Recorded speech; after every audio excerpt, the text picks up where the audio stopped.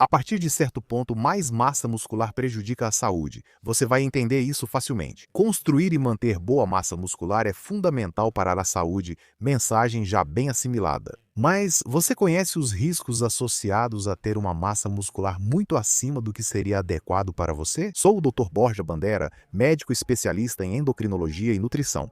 No vídeo de hoje, vamos explicar por que a massa muscular total não é o mais importante se você busca longevidade, em que você deveria focar em vez disso e por quais razões desenvolver ao máximo seus músculos, depois de certo ponto, é contraproducente. Eu te pergunto, é a massa muscular o motor anti-envelhecimento ou é a força?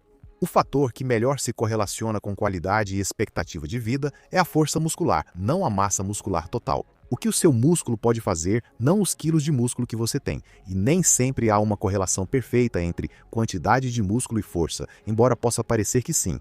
Isso, mesmo sem saber muito de ciência, é evidente. Se aquelas pessoas com mais massa muscular fossem as mais longevas, todos os centenários seriam ex-fisiculturistas profissionais, não é? A realidade, claro, e como você sabe, é justamente o oposto. A expectativa de vida média na população de fisiculturistas não naturais é até menor do que na população geral. E esse é um dado delicado, já que sabemos que a população geral já é sedentária e não tem hábitos muito saudáveis. Mas o mesmo até se aplica à força, o que vivem menos que a população geral. Vou explicar por que focar na força é mais útil que na massa muscular se seu objetivo é saúde.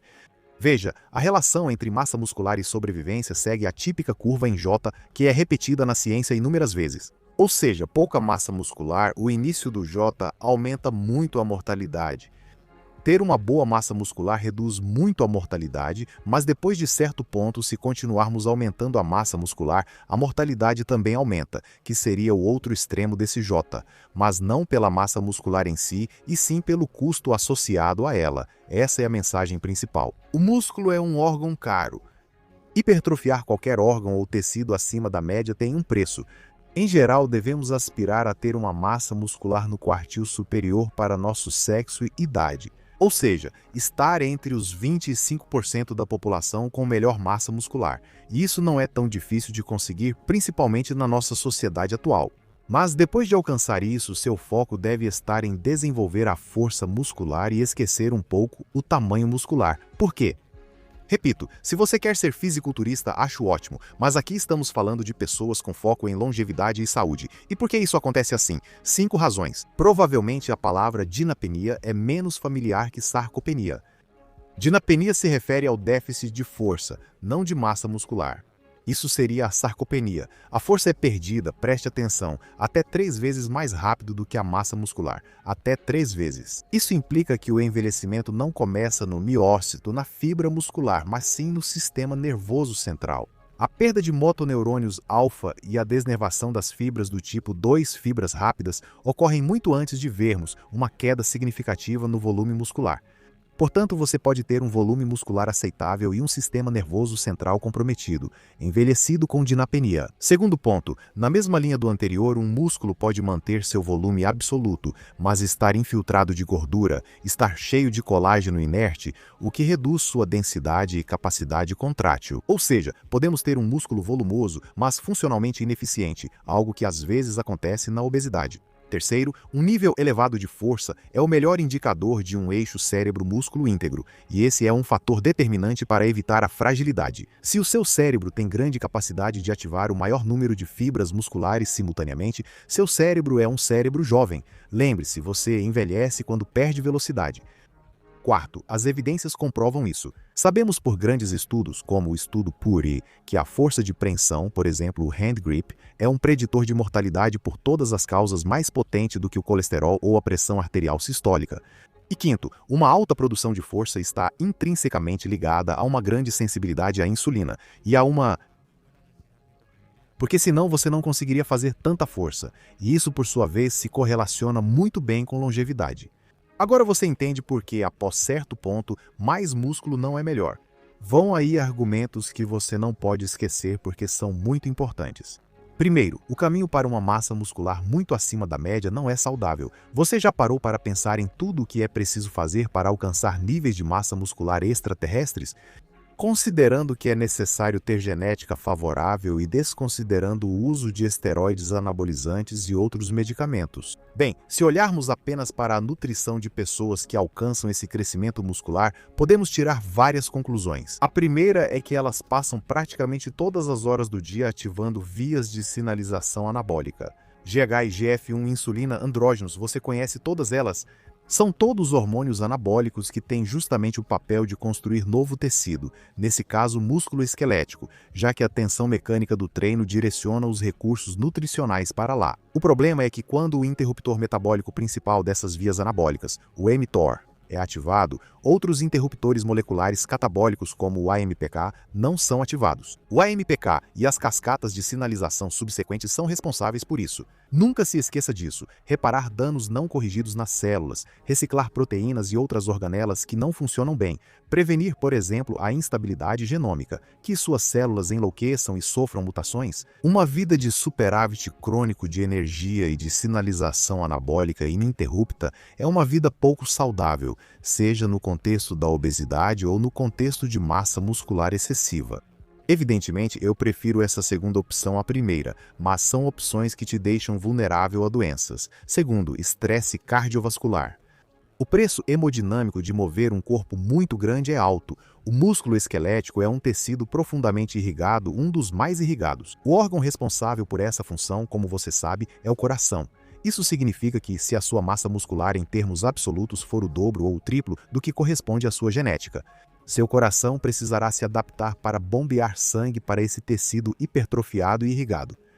Porque isso também acontece parcialmente com a obesidade, mas não tanto porque o tecido adiposo não é tão irrigado. Não precisamos enviar tanto sangue para a gordura com o coração, mas sim para o músculo. E são adaptações que não são comparáveis, por exemplo, às que seriam geradas em um maratonista com o passar do tempo e do treinamento.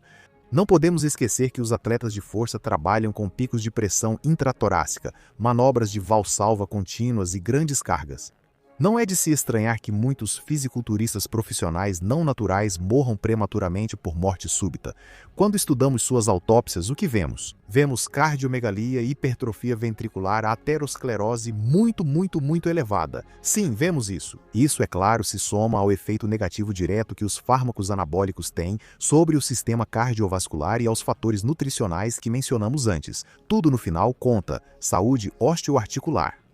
Dois dos fatores que mais deterioram as articulações são o impacto repetitivo e o peso que a articulação precisa suportar. Isso é ainda mais válido para articulações de carga como quadris, joelhos e tornozelos. Em resumo, ultrapassar continuamente a capacidade de uma articulação não é bom para essa articulação. Óbvio, né? Embora a massa muscular periarticular seja um fator de proteção que aumenta a capacidade de carga da articulação, quando o tecido muscular está muito hipertrofiado, o peso resultante ainda gera cargas compressivas. E também cisalhamento no quadril, joelho, coluna e tornozelos. Em outras palavras, certamente é mais protetor ter um sobrepeso proveniente do tecido muscular contrátil do que do tecido adiposo, mas não nos enganemos. Em ambos os casos, a articulação é sobrecarregada e se desgasta mais rápido.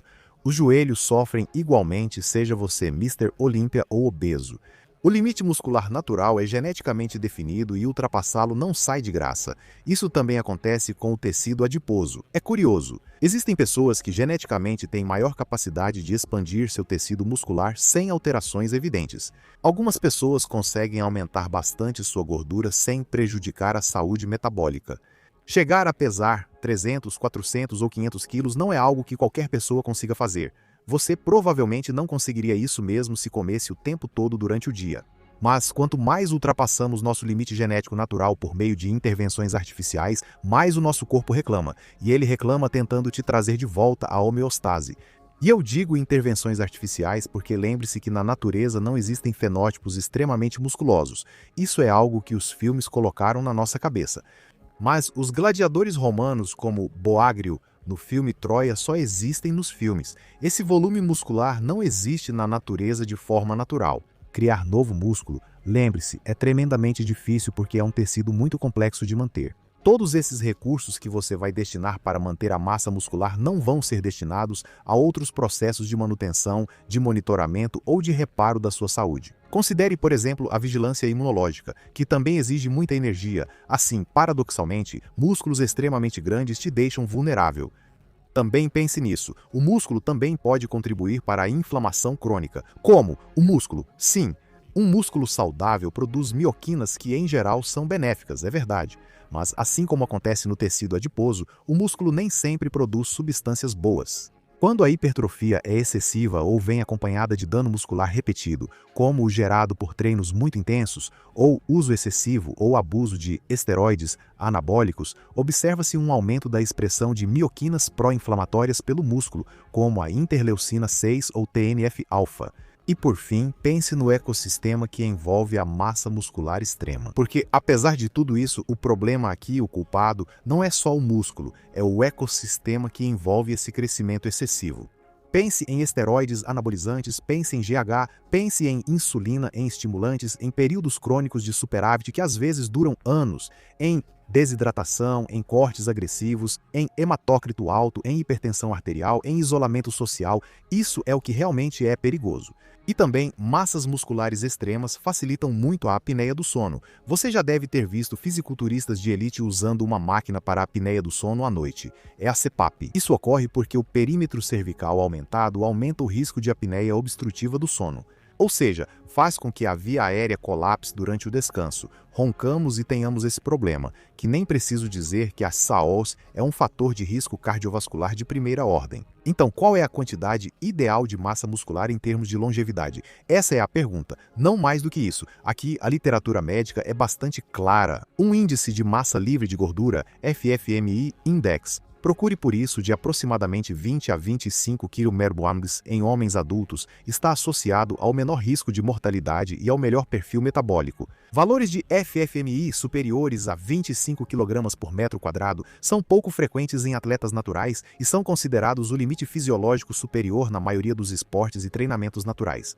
Quer dizer que eu, sendo natural, não posso ter 27. Sim, você pode ter 27, mas estará muito à direita da curva de Gauss. Você ficará acima do percentil 90. Um FFMI acima de 25, com um percentual de gordura abaixo de 10%, é extremamente difícil de conseguir se não forem usados medicamentos. Olha, vou te dar o meu exemplo de hoje, tudo bem? Meu corpo, vamos calcular meu FFMI hoje em dia, que peso 85 kg meço, 1,85 e tenho uma gordura corporal em torno de 13 a 14%, provavelmente por aí. Se calcula dividindo a massa livre de gordura em quilos pela altura em metros ao quadrado. O resultado, no meu caso, é 21,6 kg/m2. Você mesmo pode medir isso neste site, que é muito útil. Em poucos segundos você pode medir. O que vemos aqui é que ainda tenho potencial genético para aumentar minha massa muscular, mas realmente é muito difícil que, de forma natural, eu consiga superar 24 ou 25 kg/m2. Se quiser, deixe nos comentários o seu FFMI e me diga se você é um atleta natural ou não.